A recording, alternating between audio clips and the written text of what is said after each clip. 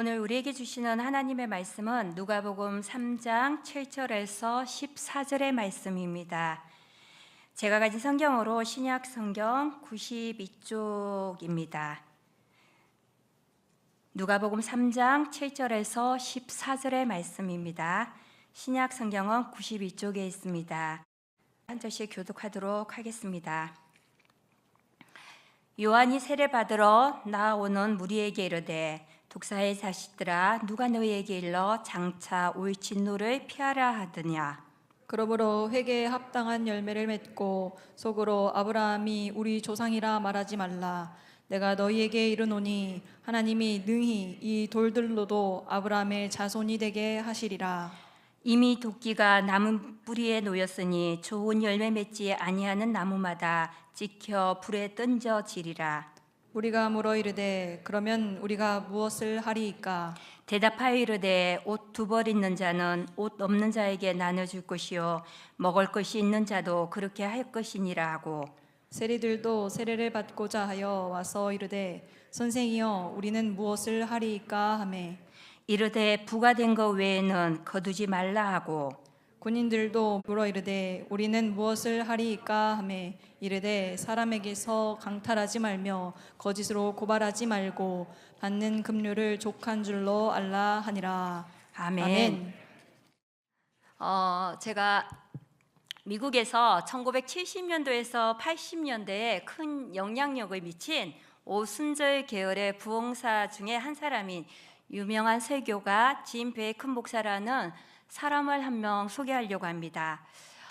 당시 그는 노스캐롤라이나 지역에 방송국을 설립하고서 자신의 설교를 방송하기 시작한 그런 목사님입니다. 근데 이후 그는 미국 내에 약 500개의 방송 지국도 생겼습니다. 근데 한때는 약 135명의 시청자가 이 방송국에 이 목사의 설교를 듣기 위해서 모였습니다.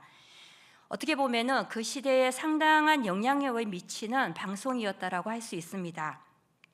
그리고 이 방송 설교를 통하여서 굉장히 많은 사람들이 후원금을 몰리기 시작했습니다.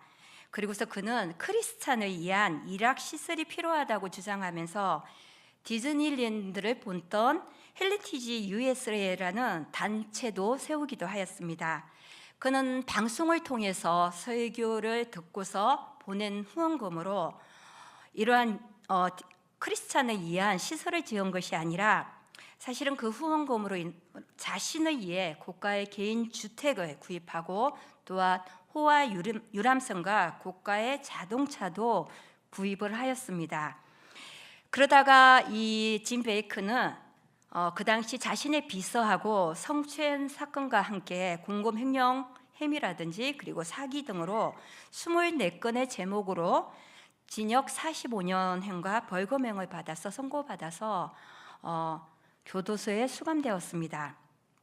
이 사건은 이 짐 베이컨 이 목사라는 이 사람은 미국 내에 교회와 성직자들 그리고 당시 미국 사람들에게 굉장한 충격을 준 사람입니다. 기독교에서도 이 사람으로 인해서 미국 내에서 큰 상처를 입었습니다. 미국 내 교회와 그리고 성직자의 사회적 신뢰 지수를 떨어뜨린 주요 원인으로도 적용되기도 하였습니다. 근데 많은 이들이 그 일로 인해서 사실은 신앙의 길을 떠나기도 했습니다. 짐 베이컨은 이후에 8년행으로 감형을 받아서 교도소 생활을 마감했습니다. 그리고서 5년 만에 이 8년도 다 채우지 않고 가석방으로 출소했습니다. 그리고서 감옥에서 출소한 이 짐 베이컨은 내가 잘못했다라는 제목의 책을 발간하기도 합니다. 그리고 석방된 후에는 다시 이 사람은 TV에 재등장을 합니다. 그리고 또다시 회중들 앞에서 설교를 하기 시작합니다. 그가 처음 방송에 나와서 한 말은 아직도 유명한 말이 되었습니다. 그리고 오늘날 한국교회 목사님들 중에서 이분의 예화를 이 말을 사용하고 또 설교의 예화로 쓰기도 합니다. 이 말이 어떤 말이냐면 처음 나와서 하는 말이 I repent, 바로 내가 회개했습니다라는 말이었습니다. 그리고 아무 일이 없었다는 듯이 다시 자신의 스튜디오를 열고 프로그램을 만들어서 방송을 하기 시작했습니다. 또다시 많은 사람들이 후원금이 몰려오기 시작했는데 그는 이 세상이 곧 멸망할 것이라고 주장하면서 사람들에게 종말을 견디는 생수와 다양한 응급 피난기구를 팔기 시작했습니다. 또한 이분은 현재 코로나가 터졌을 때 약 하나만 먹으면은 코로나를 이길 수 있다는 그 약을 만들어서 팔기도 했습니다. 그가 한 회개에 대해서 많은 사람들의 다양한 평가가 내리기 시작했습니다.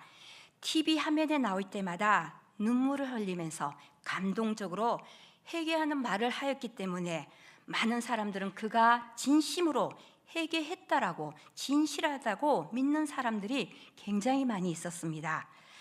반면 그는 여전히 TV를 통해서 모금을 하고 자신의 이익을 편취하는 모습을 보면서 그의 회개의 진실성에 대해서 의문을 품는 사람들도 그 당시에 굉장히 많았습니다.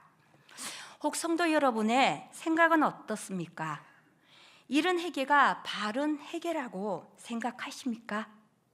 아니면 회개가 무엇일까라는 질문을 우리는 던져봅니다. 회개는 세례 요한이 세상에 향해서 던진 첫 일성이기도 합니다. 회개하라 천국이 가까웠느니라고 마태복음 3장 2절을 통해서 우리 예수님도 공생애를 시작하면서 하신 말씀이 바로 회개에 관한 말씀이었습니다. 마가복음 1장 14절에서 15절의 말씀입니다. 저희 함께 보시도록 하겠습니다. 한 목소리로 함께 읽도록 하겠습니다. 시작.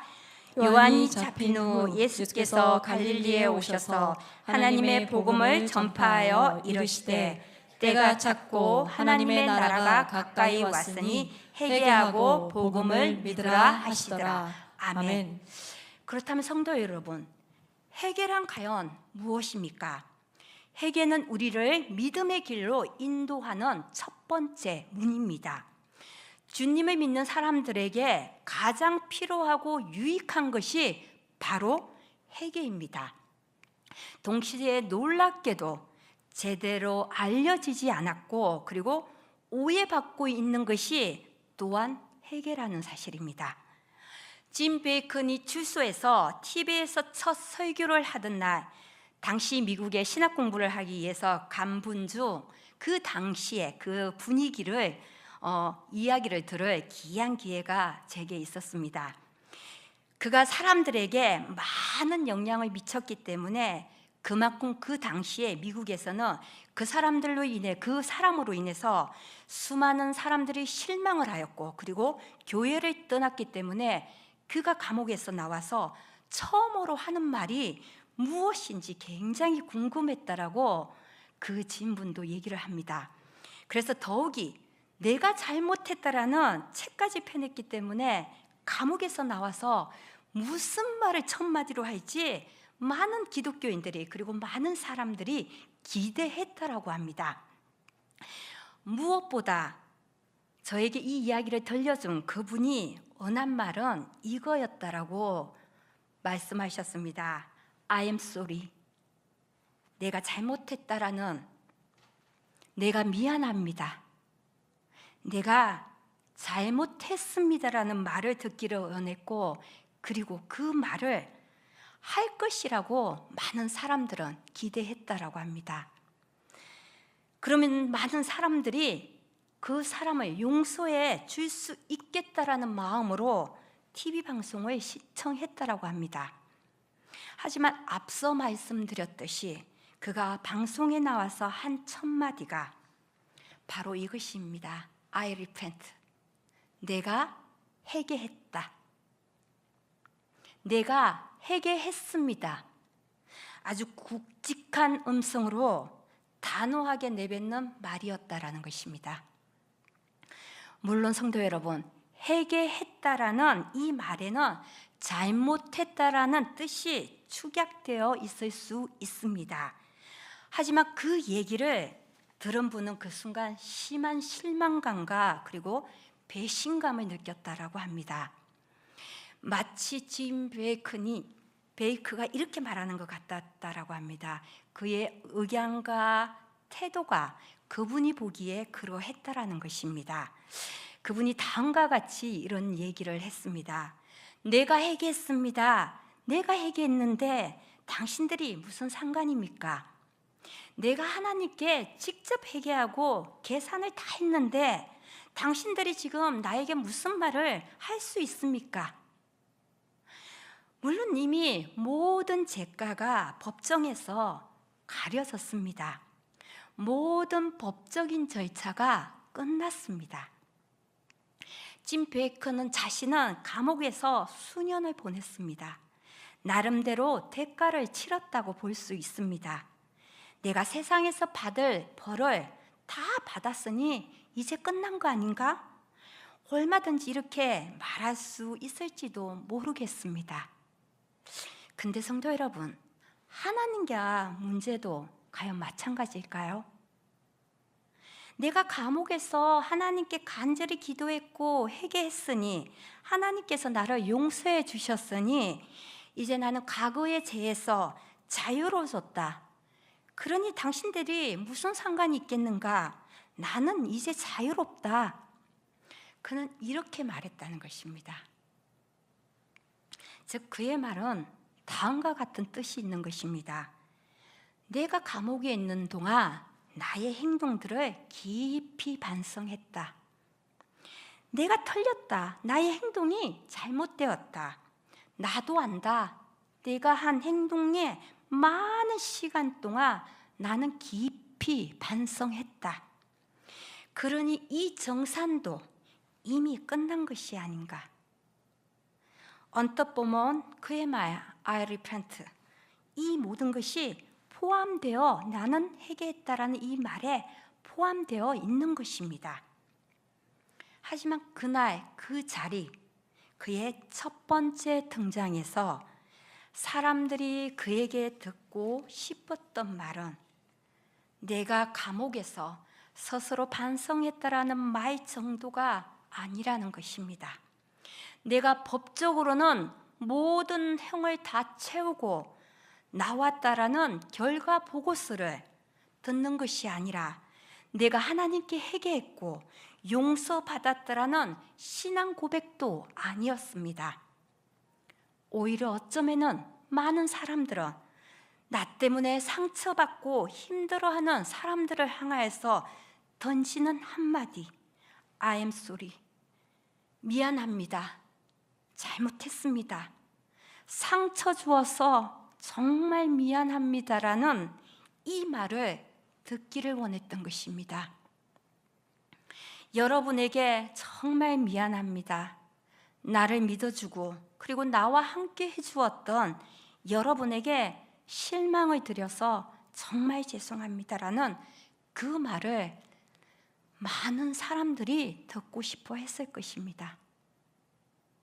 성도 여러분, 회개란 과연 무엇입니까?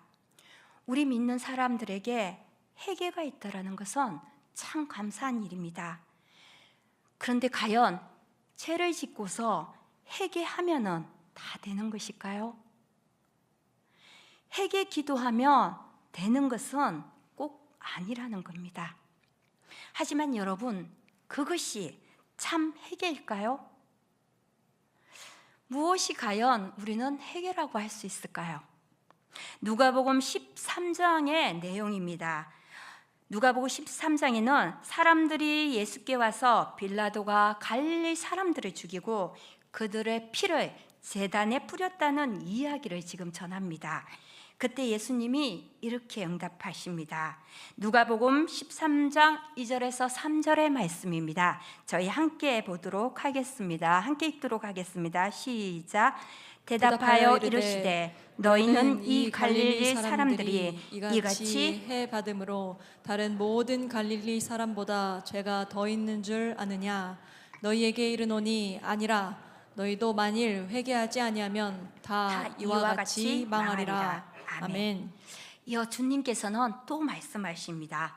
또 실로암 있는 탑이 무너져 치여 죽은 18사람은 예루살렘에 사는 다른 모든 사람들보다 더 많은 죄를 지은 사람이라고 생각을 하느냐? 그렇지 않다. 내가 너희에게 말한다. 너희도 회개하지 않으면 모두 그렇게 망할 것이다. 그런데 주님께서는 비유의 말씀을 더 하고 있습니다. 그 비유의 말씀이 바로 뒤에 나오는 포도원에 심겨진 열매 맺지 못하는 무화과 나무였습니다. 3년 동안 무화과 나무에서 열매를 구하지 못한 포도원 주인은 그 나무를 찍어버리라고 포도원 지기에게 명령을 합니다. 그러나 포도원 주인이 주인에게 이렇게 말합니다. 제가 두루 파고 거름을 주겠습니다. 만일 그렇게 했는데도 열매가 맺히지 않는다면 그때 가서 찍어버리십시오. 주님께서 열매 맺지 못하는 무화과 나무 비유를 통하여서 우리에게 말씀하고자 하신 것은 열매의 의미가 과연 무엇인지에 관한 내용이라는 것입니다. 이 열매란 것이 바로 앞의 말씀과 연결되어 있는 것입니다.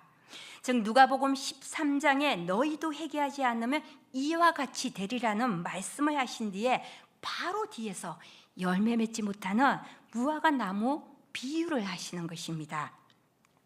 무화과 나무는 이스라엘 백성을 상징합니다.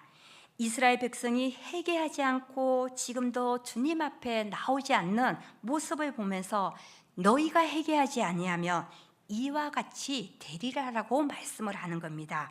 이것이 무화과 나무 비유의 메시지인 것입니다. 다시 말하면 주님께서 원하시는 열매라는 것은 바로 회개의 열매라는 것입니다. 열매 없는 무화과 나무, 열매 없는 이스라엘 백성에게 주님께서 찾으시는 것은 바로 회개의 열매라는 것입니다.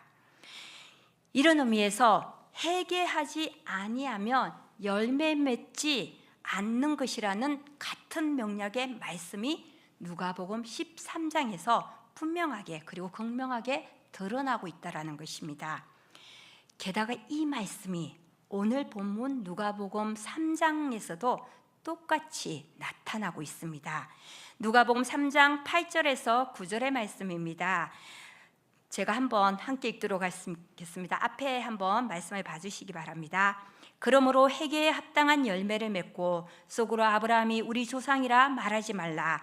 내가 너희에게 이르노니 하나님이 능히 이 돌들로 아브라함의 자손이 되게 하시리라. 이미 도끼가 나무 뿌리에 놓였으니 좋은 열매 맺지 아니하는 나무마다 찍혀 불에 던져지리라.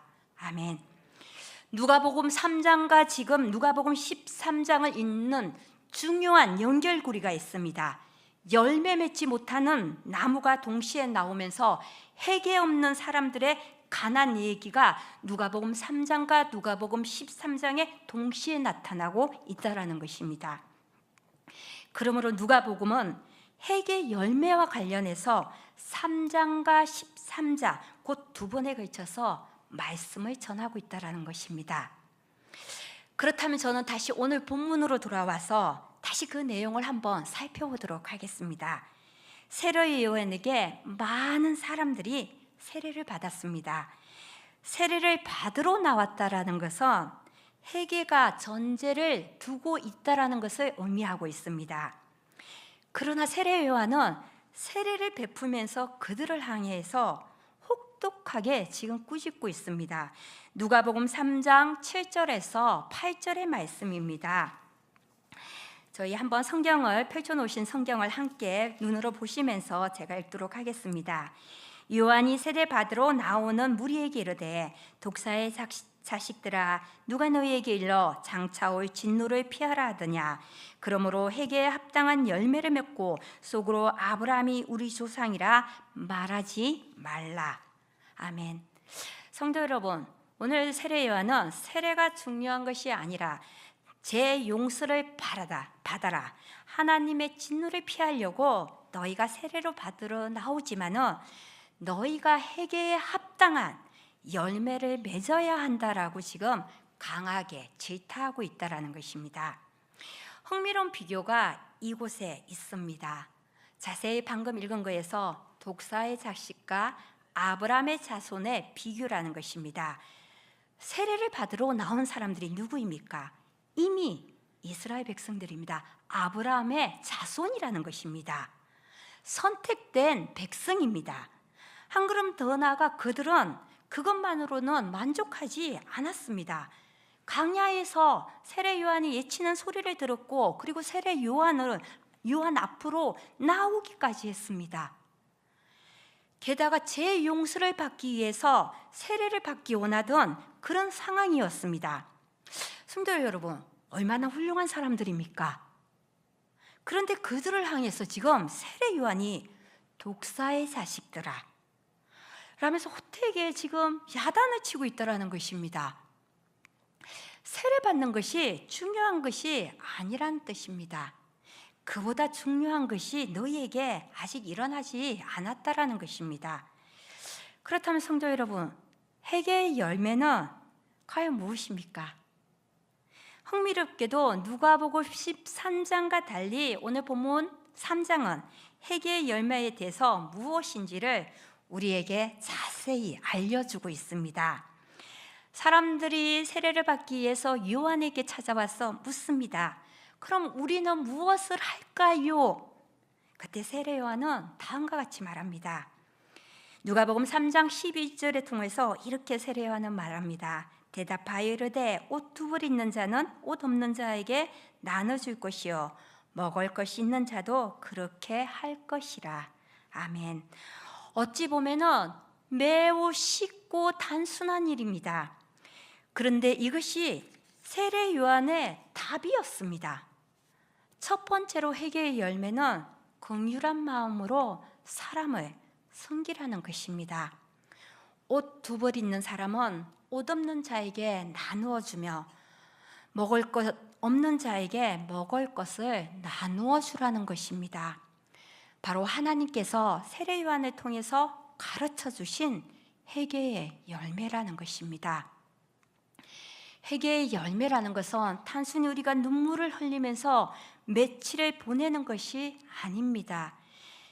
회개의 열매라는 것은 단순히 우리가 금식하는 것만으로도 아니라는 것입니다.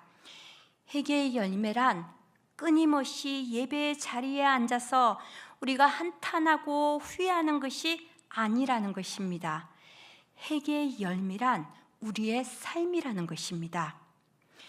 회개의 열매란 우리의 삶에서 드러나는 우리의 행실이라는 것입니다.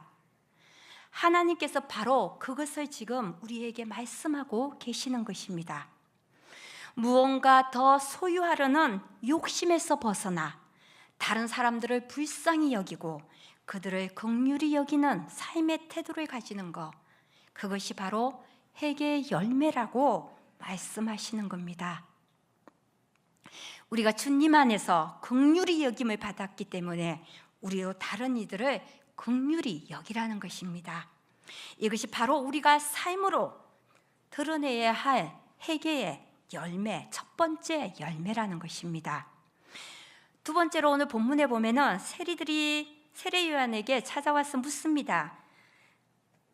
누가복음 3장 12절에서 13절에서 세리들이 이렇게 묻습니다. 세리들을 또 세례를 받고자 하여 이르되 선생이여 우리는 무엇을 하리이까 하며 이르되 부과된 것 외에는 거두지 말라. 두 번째 회개의 열매는 다름 아닌 정직하게 자신의 일을 수행하라는 겁니다. 부과된 것 외에는 거두지 말라. 이 말씀처럼 회개의 열매란 자신에게 주어진 일을 최선을 다해서 하라는 겁니다. 정직하게 자신의 임무를 수행하라는 겁니다. 정직하고 바르게 자신의 일을 감당하라는 겁니다. 그것이 오늘 말씀하고 있는 두 번째 회개의 열매라는 겁니다. 공무원은 자신의 공무원의 자리에서 정직하게 자신의 일을 수행하고, 그리고 정치인은 정치인의 자리에서 정직하게 자신의 일을 수행하면 되고, 판사는 판사로서 정직하게 자신의 임무를 온전히 수행하는 것, 그것이 바로 믿는 자가 행하는 회개의 열매라는 것입니다. 그리고 오늘 세례요한은 세 번째로 군인들이 세례요한에 찾아와서 묻습니다. 우리는 무엇을 하리이까? 그때 세례요한이 이렇게 대답합니다. 누가복음 3장 14절의 말씀을 통해서 세례요한은 군인들에게 이렇게 말합니다. 사람에게서 강탈하지 말며 거짓으로 고발하지 말고 받는 급료를 족한 줄 알라. 무엇이 회개의 열매입니까? 군인은 칼과 무기를 가지고 있습니다.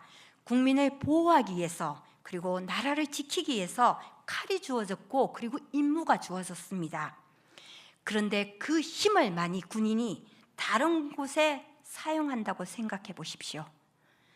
그 칼은 국민을 보호하는 데 있는 것이 아니라 양민에게 그 칼을 들이대는 것입니다. 그들은 물건을 강탈하게 되는 것입니다. 도둑질로부터 지켜달라고 군인을 세워놓았는데, 그리고 공무원을 세워놓았는데 도리어 도둑보다 못한 사람이 된다라는 것입니다. 우리 주님께서는 세례요한을 통하여서 이렇게 말씀합니다. 사람들에게 강탈하지 말라. 너희에게 준 힘을 남용하지 말아라. 거짓을 그들에게 말하지 말라. 무고한 사람에게 해를 끼치지 말라. 너희에게 허락한 힘, 너희에게 준 그 권력을 남용하거나 오용하지 말라. 내가 받은 급료를 족한 줄로 여기며 자신에게 맡겨진 일을 감당하라고 오늘 말씀하시는 겁니다. 성도 여러분, 회개는 금식이 아닙니다. 회개는 바리새인들의 종교 예식이 아니라는 것입니다. 회개의 열매는 눈물을 흘리는 게 다가 아니라는 것입니다. 회개의 열매는 삶으로 드러나는 것입니다.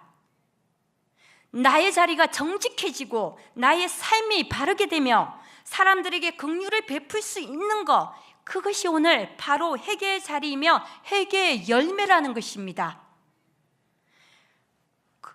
그러면서 세례 요한은 그들에게 말합니다. 거짓을 행하지 말라. 자신의 힘을 남용하지 말라. 자신이 받는 것에 만족하며 살라. 이것이 바로 오늘 회개의 열매라는 것입니다.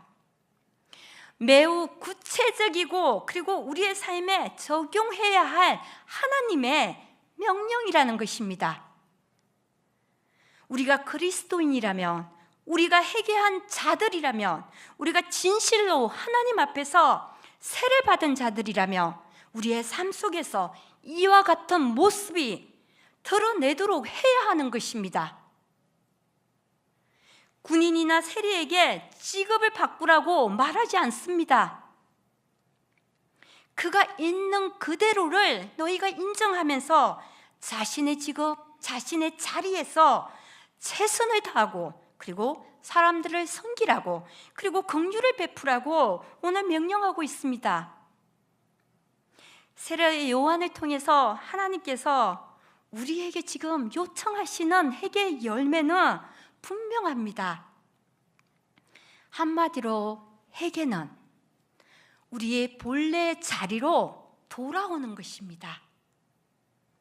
세리는 세리로서 본래의 자리를 돌아가는 것이고, 부과된 것 외에는 더 받지 말라라고 말씀하는 것입니다. 군인은 군인의 자리로서 본래의 자리로 돌아오라는 것입니다. 즉, 너희가 갖고 있는 그 군인의 힘으로서 다른 사람을 해하거나 강탈하지 말라는 것입니다. 자신이 지켜야 할 임무를 제대로 감당하라고 말하고 있습니다. 인간은 인간으로서 인간다운 삶으로 사랑을 나누는 본래의 존재로 오늘 우리에게 돌아오라고 말하고 있습니다. 이것이 바로 하나님께서 우리에게 요청하시고 계시는 회개의 열매라는 것입니다. 성도 여러분, 지금 한국 사회는 어떻게 보면 매우 혼란스럽습니다. 덩달아 한국 교회도 굉장히 혼란스럽습니다. 과연 무엇이 잘못되었습니까? 이유는 본래 자리에서 벗어난 정치인이라든지 공무원이라든지 그리고 시민, 본래 자리에서 벗어난 한국 교회, 그리고 목회자, 성도들이 있는 것입니다. 오늘날 한국교회의 이기, 우리나라의 이기는 결국 인간다운 본래의 자리에서 벗어난 우리의 모습에 있다는 것입니다. 본래의 이치로 돌아오는 것, 그것이 바로 회개이며 각자의 이치에서 자기 일에 맡겨진 일을 최선을 다해서 감당하는 것, 이것이 바로 회개의 열매라는 것입니다.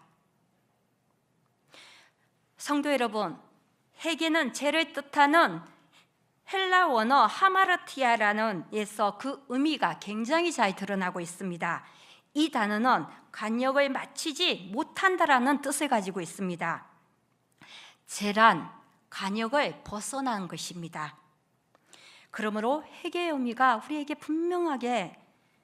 분명히 전해집니다. 다시 벗어난 그 간역으로 돌아오는 것입니다. 세리는 하나님께서 주신 거룩한 소명인 세리의 직분으로, 군인은 하나님께서 주신 자신의 소명으로, 교회는 하나님께서 세우신 거룩한 직분, 곧 자신의 사명으로 돌아와야 되는 것입니다. 회개란 눈물 흘리면서 울며 기도하는 것이 아닙니다. 보다 분명하게 말하면 울며 기도하는 것은 회개의 출발점이라는 것입니다. 회개란 자기 자신을 돌아보면서 본질에서 벗어난 자신의 모습에 슬퍼하면서 다시 본질로 돌아갈 것을 결단하고 그 행동을 옮기는 것입니다. 탕자의 비유가 우리에게 분명하게 알려주고 있습니다. 탕자는 아버지의 집을 떠나 그것을 후회만 하지 않습니다. 후회는 회개의 열매가 아닙니다. 본향을 향하여서 그리고 아버지에게 돌아갈 결심을 하고 아버지에게 돌아가는 그 걸음, 그 행동을 하는 것이 회개인 것입니다. 발걸음을 옮기는 것이 회개인 것입니다. 그것이 참다운 회개라는 것입니다. 그러므로 성도 여러분, 오늘 주님께서 우리에게 이와 같이 말씀하고 계십니다. 요한계시록 2장 5절의 말씀입니다. 저희 함께 한 목소리로 함께 읽어보도록 하겠습니다. 시작. 그러므로 어디서 떨어졌는지를 생각하고 회개하며 처음 행위를 가지라. 만일 그리하지 아니하고 회개하지 아니하며 내가 내게 가서 내 촛대를 그 자리에 옮기리라. 아멘. 기도하겠습니다. 사랑의 하나님, 우리의 부족함에도 불구하고 우리를 주님의 자녀로 삼아주심을 감사드립니다. 우리가 주님 앞에서 죄를 지었고 사람들 앞에서 정말 잘못했습니다. 우리의 죄를 회개합니다. 주님 앞으로 본래의 자리로 돌아와 우리의 삶 속에서 회개의 열매를 맺게 하여 주시옵소서. 찍혀 버려지는 나무가 되지 않기를 원합니다. 옮겨진 촛대가 되지 않기를 간절히 원합니다. 감사드리며 우리 주 예수 그리스도의 이름으로 기도드립니다. 아멘. 이제는 우리 주 예수 그리스도의 은혜와 무한하신 하나님의 사랑과 성령님의 교통하심이 본래의 이치로 돌아오는 것이 진정한 회개임을 깨닫고 각자의 자리에서 맡은 바 최선을 다해 감당하며 참된 회개의 열매를 맺기를 결단하는 여기 모인 우리 모든 서대전 중앙교회 성도님들 머리로 이제부터 영원토록 함께 하시기를 간절히 축원하옵나이다. 아멘.